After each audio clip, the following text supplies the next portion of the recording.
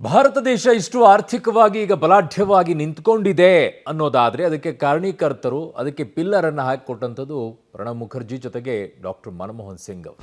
ಇವರಿಲ್ಲದೆ ಇದ್ದಿದ್ರೆ ಅವತ್ತು ಆ ನಿರ್ಧಾರವನ್ನು ತೆಗೆದುಕೊಳ್ಳದೆ ಇದ್ದಿದ್ರೆ ಇವತ್ತು ಈ ಪರಿಸ್ಥಿತಿ ಭಾರತದ್ದು ಇರ್ತಾ ಇರಲಿಲ್ಲ. ಅಮೆರಿಕ ಸರ್ಕಾರ ಕೂಡ ಸಂತಾಪವನ್ನು ವ್ಯಕ್ತಪಡಿಸಿದೆ. ಡಾಕ್ಟರ್ ಸಿಂಗ್ ಭಾರತ ಮತ್ತು ಅಮೆರಿಕ ಸಂಬಂಧವನ್ನು ಮತ್ತಷ್ಟು ಗಟ್ಟಿಗೊಳಿಸಿದ್ರು ಅನ್ನುವಂಥದ್ದನ್ನು ಅವರು ಈ ಸಂತಾಪದಲ್ಲಿ ಹೇಳ್ತಾ ಇದ್ದಾರೆ.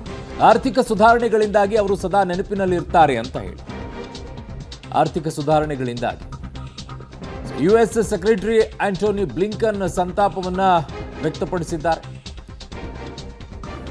ಡಾಕ್ಟರ್ ಮನಮೋಹನ್ ಸಿಂಗ್ ನಿಧನಕ್ಕೆ ಅಮೆರಿಕ ಸರ್ಕಾರ ಕೂಡ ಈಗ ಸಂತಾಪವನ್ನ ಸೂಚಿಸಿದೆ. ನಿನ್ನೆ ರಾತ್ರಿ ತಡರಾತ್ರಿ ಅವರು ನಿಧನವನ್ನು ಹೊಂದಿದ್ರು, ಇಹಲಕವನ್ನು ತ್ಯಜಿಸಿದ್ರು. 92 ವರ್ಷ ವಯಸ್ಸವರಿಗೆ. ಅವ್ರನ್ನ ನೆನಪು ಮಾಡಿಕೊಳ್ಬೇಕಾಗಿರುವಂಥ ವಿಚಾರಗಳು ಬಹಳ ಇದೆ, ಒಂದಲ್ಲ ಎರಡಲ್ಲ.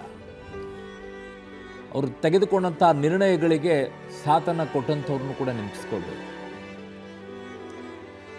ಮನಮೋಹನ್ ಸಿಂಗ್ ಅವರು ಕೇವಲ ಪ್ರಧಾನಮಂತ್ರಿಯಾಗಿ ಇರಲಿಲ್ಲ, ಆರ್ಥಿಕ ತಜ್ಞರು, ಶಿಕ್ಷಣ ತಜ್ಞರು ತೆಗೆದುಕೊಂಡಂತಹ ದಿಟ್ಟ ನಿರ್ಧಾರ.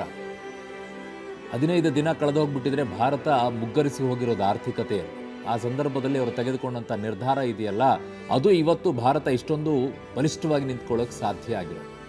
3.5 GDP ಇದ್ದಂಥದ್ದನ್ನು 7, 8, 8ರವರೆಗೂ ಕೂಡ ತಂದು ನಿಂತಂಥದ್ದು ಮನಮೋಹನ್ ಸಿಂಗ್ ಅವರ ಕಾಲದಲ್ಲೇ.